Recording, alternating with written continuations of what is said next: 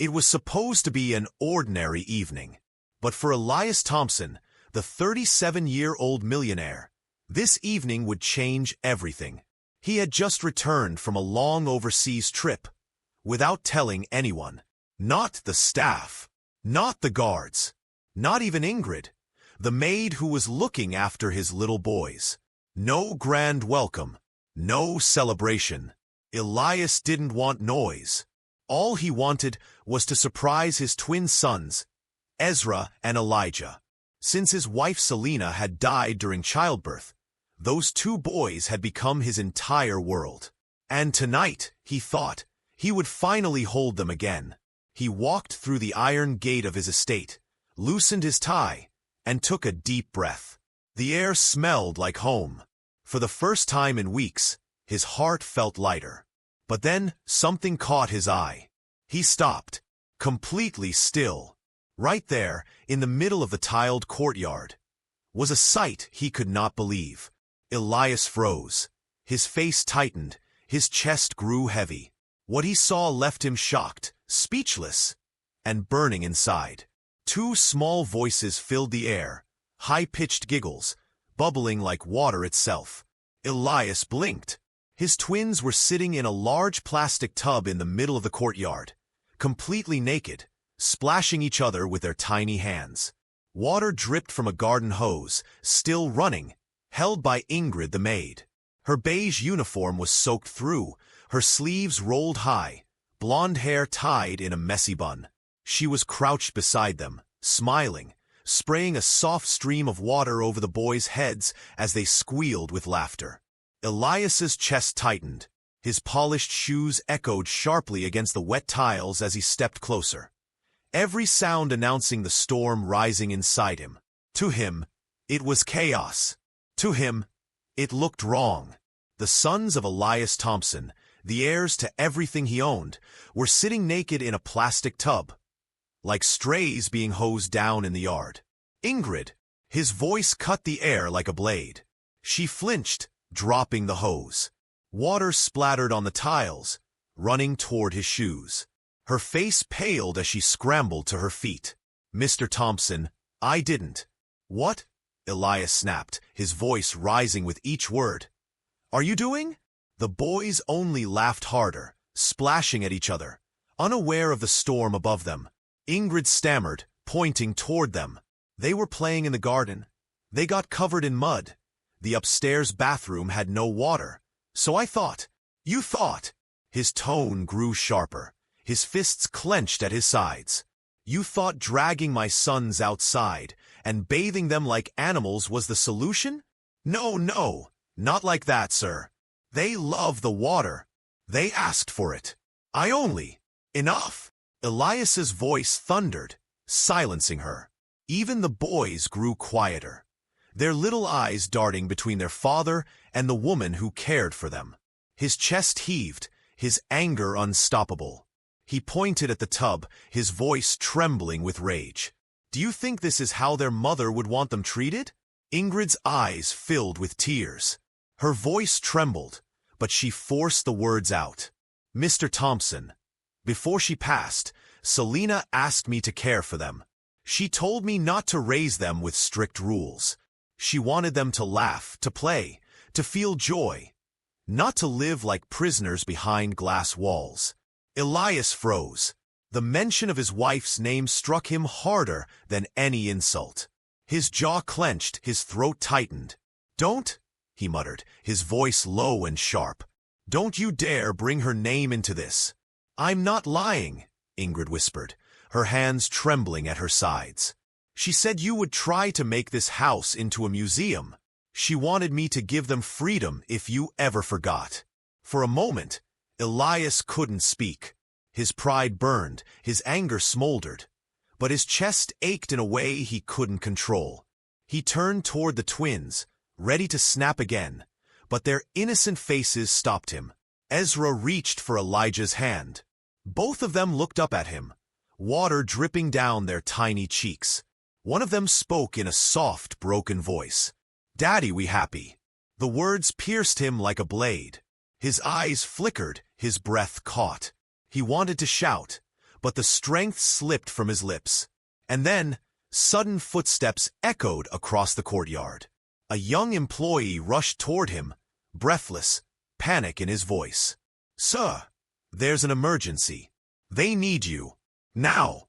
The mansion greeted Elias with nothing but silence. The door shut behind him with a dull thud, and suddenly the air felt heavy, stale, lifeless. He moved through the hall, his footsteps echoing against the marble floor, but the house itself felt like a tomb. Everywhere he looked, memories clung to the walls. Selena's laughter still lingered in the corners, soft and mocking. Her voice seemed to call his name from the stairwell. Her smile flashed in his mind, bright, untouchable. And then came her promise, the one that once gave him strength. Now it haunted him, like a ghost he could never escape. Elias stopped, his chest tightening. This was no home anymore. It was a graveyard of moments that would never return. Then movement. Gentle, hesitant. Ingrid appeared from the shadows, her steps careful, as if afraid to disturb the fragile quiet. Her face was pale, her lips pressed together, her eyes heavy with something she didn't want to say. "Elias," her voice cracked softly, "I can't stay. Not anymore. You don't need me here." The words hit harder than the silence. Elias turned toward her, his jaw tightening, his protest already on his lips. But Ingrid avoided his eyes. She reached slowly into her coat pocket, her fingers trembling. And then, she pulled out a folded letter, old, creased, as though it had been opened again and again. Her voice dropped to a whisper. "It's from Selena." The mansion's silence roared louder than ever. Elias unfolded the paper with shaking hands. The ink was faded, but the handwriting, elegant, unmistakable, belonged to Selena. His eyes traced each word, and her voice seemed to rise from the page itself. "Let the twins laugh. Let them play. Let them live free. That is all I want." The words struck him like a blade. For a moment, the walls blurred around him, and his chest caved under the weight of grief he had locked away for too long. His throat tightened, his breath unsteady. He wanted to crumble, to let the tears fall, but he forced them back, swallowing the storm inside. He lowered the letter slowly, his eyes finding Ingrid. And in that moment, he didn't see the maid who had served this house for years. He saw something else. Someone who had stood between the twins and the darkness. Someone who had carried Selena's wish in silence. A protector. The mansion no longer felt entirely empty. Elias's voice broke the quiet, low and almost pleading. His eyes did not leave hers. "Stay!" The word hung in the air, soft, fragile, but powerful enough to shift everything. The twins sat on the floor, toys forgotten, eyes fixed on the door as if waiting for someone who would never walk through it. Elias knelt beside them, trying to force his way into their little world. He picked up a block, stacked it carefully, then pushed a toy horse across the carpet with a stiff smile. But the laughter never came. Instead, one of the twins whispered, "Where's Mommy?"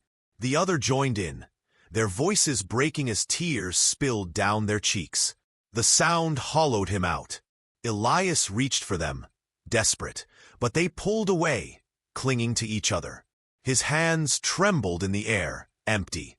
A man who had commanded armies, crushed enemies, ruled with an iron will, undone by the softest of questions. From the doorway, Ingrid's voice cut through the tension. "Steady, sharp. If you keep on like this, they'll turn from you. They won't remember your power, Elias. They'll remember the distance. And once that distance grows..." She paused, her eyes locked on his. "Love won't survive it." Her words lodged deep, striking where no blade ever had. Elias's chest tightened. Memories rushed in unbidden. His father's voice, cold as stone. Commands barked instead of comfort. Punishments given instead of praise. A boy who learned to fear before he learned to love. And now, staring at his children, he saw it. the same shadow creeping over them. His father's shadow living through him. His jaw clenched, his pulse hammered. He would not let it happen. Not again. Elias rose slowly, his gaze burning, his voice low but thunderous with resolve. It ends with me. The vow cracked the silence, a promise carved into the very bones of the mansion. The twins were on the floor again, their tiny hands busy with blocks and wooden figures. Elias stood at the edge of the room, stiff, uncertain, like a soldier stepping onto foreign ground. For a long moment he just watched, his pride whispering that this was beneath him. But then he knelt, clumsy at first, his fingers fumbled with the blocks, his attempt at a tower collapsing before it rose. The twins giggled, not mocking, genuine, light laughter. Elias froze, then tried again. This time, they helped him. For the first time, their little hands reached for his, guiding him instead of turning away. Down the hall, whispers stirred. The staff watched, their faces twisted in disbelief. This isn't proper. He's ruining discipline. The mansion will fall into chaos. Their words carried the sharp sting of judgment. Elias heard them, and for a moment, the old fire threatened to flare, rage, the weapon he had always relied on. But he didn't rise. He didn't shout. Instead, he looked around the grand hall, with its polished marble, its perfect silence, its suffocating pride. His voice was calm, steady, but it rolled through the mansion like thunder. This house is not a museum. It's not a prison. From this day forward, it will be a home. The staff froze. Their eyes widened, their breaths caught. No one had expected this. Not from him. Ingrid stood in the corner, silent. Her lips pressed together, but her eyes betrayed her. She was fighting a smile. The change inside the mansion didn't stay hidden for long. Whispers from the staff slipped out into the city, and soon the tabloids pounced. Headlines mocked Elias. The mighty has fallen. Photos of him, kneeling on the floor with toys scattered around, splashed across glossy pages. What the world once feared, now laughed at. Ingrid saw the papers. She heard the rumors. And though Elias said nothing, she felt the weight pressing heavier each day. Guilt coiled inside her chest. Maybe she had pushed too hard. Maybe she had dragged him into a storm that would swallow his name, his pride, everything he had left. One night, in the quiet of her room, she folded clothes into a small bag. Her hands trembled with every shirt, every book. She told herself it was for the best, for him, for the twins, for peace. But the next morning, silence shattered into panic. The twins stormed through the halls, their little voices breaking, their faces wet with tears. "Where's Ingrid? We want Ingrid."